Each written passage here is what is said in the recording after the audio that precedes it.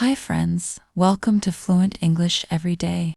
I'm Clara, and today I want to tell you a very personal story about my family. It's about love, trust. Don't worry, I will use simple English so you can understand.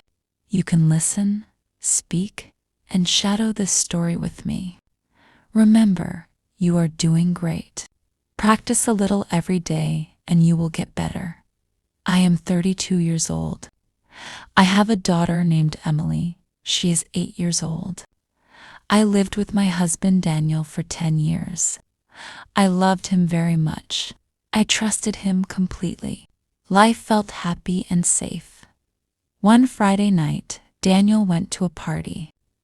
It was his best friend's birthday. He told me I'll come home late.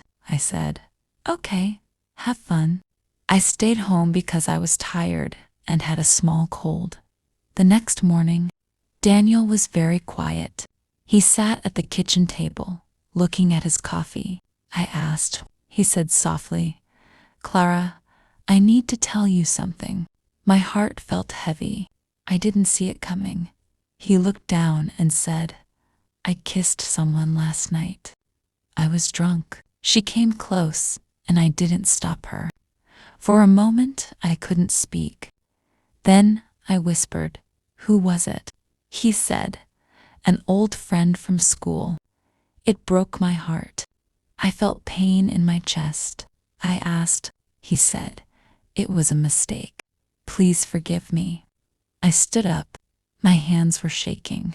"To be honest, I can't forgive you," I said. He tried to speak, but I pointed to the door. "This house is mine. Please leave." Daniel left without another word. That night, I sat alone. My thoughts were heavy. I thought about Emily and felt thankful she didn't see our fight. I still loved Daniel, but love is not enough. Trust is more important. There was a knock at the door. I opened it and saw Daniel standing there. He had flowers in his hands and sadness in his eyes. "Please, Clara," he said. "Let's talk." I didn't know what to say. My heart was still broken. I looked at him for a long moment. Part of me wanted to listen, but another part wanted to close the door forever. What would I do next? Daniel stood at my door, holding the flowers like they were the last thing keeping him alive. "No, I hurt you," he said. "But please, let me explain." I opened the door just a little. "Explain what?" "You kissed another woman." His voice shook. "It was only once. I was drunk. I didn't think clearly." "I love you, Clara. I love Emily." I crossed my arms. Love is not enough. Trust is more important. You broke that trust. He looked down at the flowers, then back at me. "I made a mistake. I'll do anything to fix it." For the first time in my life, I felt truly cold towards him. I said, "Go home, Daniel. I need time." He nodded slowly, placed the flowers on the step, and walked away. That night, I couldn't sleep. I lay in bed, staring at the ceiling. Memories came to me our wedding day. The moment Emily was born, the times we laughed together. It broke my heart to think all of it could end like this. Over the next week, Daniel called me many times. He sent messages. "I'm sorry. I miss you. Please don't give up on us." But I didn't answer. Then one afternoon, his mother called me. "Clara," she said, "all men make mistakes. My husband did too, but I forgave him. We stayed together. Think about Emily. She needs her father." Her words made me think. But then I remembered the pain in my chest that morning, the way my hands shook. I said, "Emily can still see her father, but I don't want him as my husband." Days passed. Emily came home from school, smiling, holding a small gift. "Daddy gave me this," she said. I smiled weakly. That's nice." She hugged me and ran to her room. Later, I saw Daniel waiting outside. He was standing near the gate. He waved and said, "I'm not giving up. I'll wait. I'll show you I can change." Out of nowhere, my heart felt heavy again. Part of me wanted to believe him, but part of me was afraid. Could people really change? Or would I be hurt again? That night, I watched Emily sleeping peacefully. I thought about the example I wanted to give her: love with respect, not love with pain. I whispered to myself, I had no choice. I must protect her and myself.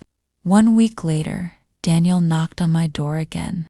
This time, his eyes looked different, softer, more honest. He said, "Please, Clara, can we talk just for 5 minutes?" My hand stayed on the door handle. I didn't know if I should open it. I stood there, holding the door handle. Daniel waited quietly, his eyes tired but calm. Finally, I opened the door just enough to see his face clearly. "I know you don't trust me," he said softly. "You're right, I don't," I replied. "But I need you to hear me. I've stopped drinking. I've been going to counseling.